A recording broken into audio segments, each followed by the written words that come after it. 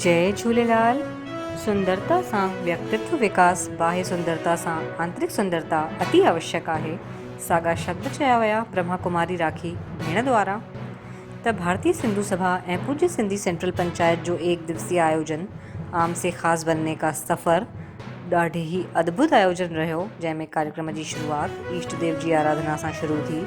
कार्यक्रम जा मुख्य अतिथि हुआ पूज्य सिंधी सेंट्रल पंचायत जा अध्यक्ष PN बजाज, भारतीय सिंधु सभा नगर इकाई जा कार्यकारिणी अध्यक्ष धनराज आहूजा।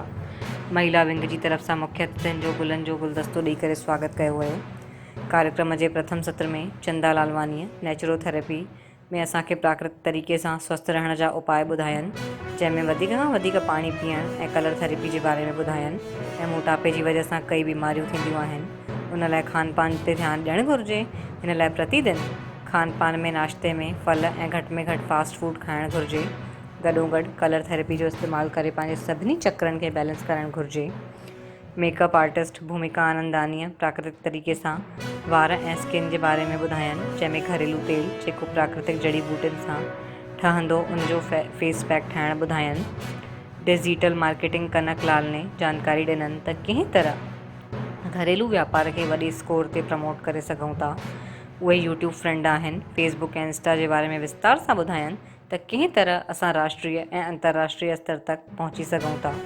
रिमी लालवानी मेकअप आर्टिस्ट द्वारा स्वयं जो मेकअप कंहिं तरह आसानी सां करे सघूं था, मेकअप कंदे समय संबंधित टिप्स ॿुधायनि।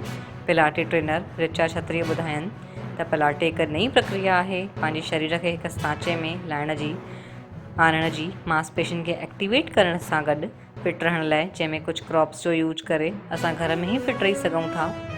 BK राखी भेण भारी सुंदरता सां गॾु गॾु आंतरिक सुंदरता जे महत्व ॾींदे हुए मेडिटेशन ऐं विचार में सुधार प्रतिदिन एक संकल्प लेकर पंहिंजे विचारनि में सकारात्मकता शुद्धि करे घर घर खे शांतिमय सुखमय ठाहियो सघंदो आहे। हिन जे कार्यक्रम जो संचालन गरिमा शाहनी ऐं बरखा कोटवानी कयो। कार्यक्रम जे अंत में हिन सफल आयोजन लाइ PN बजाज भारतीय सिंधु सभा पूज्य सिंधी सेंट्रल महिला विंग जी सभिनी सदस्यनि खे वाधायूं ॾिननि त एतिरो सुठो ज्ञानवर्धक जागरूकता वारो कार्यक्रम आयोजित करण लाइ शुभकामनाऊं ॾिननि। अॻिते बि समाज जी महिलाउनि लाइ उत्थान लाइ अहिड़ा कार्यक्रम आयोजित कया वेंदा।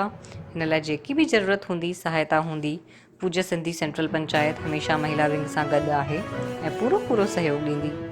हिन सफल आयोजन में भारतीय सिंधु सभा जी राष्ट्रीय महामंत्री श्रीमती विनीता भावनानी, अध्यक्ष राजकुमारी मेहानी, भारतीय सिंधु सभा जी अध्यक्ष कंचन मलघानी, नीतू खुशालानी, अनु आहूजा, रेखा आहूजा, सोनी बहरानी, भारती सचदेव, कंचन रोहरा, कृति लालवानी, रूपल चंदवानी, अंजुमन रहमान, रूबी हनीफी, तखत पुरमो, कविता मंदानी, कविता सचदेव, कोमल लालचंदानी, मीनाक्षी जैसवानी, आशा जैसवानी, मनीषा अन्य सदस्यनि पंहिंजी उपस्थिति दर्ज कराई।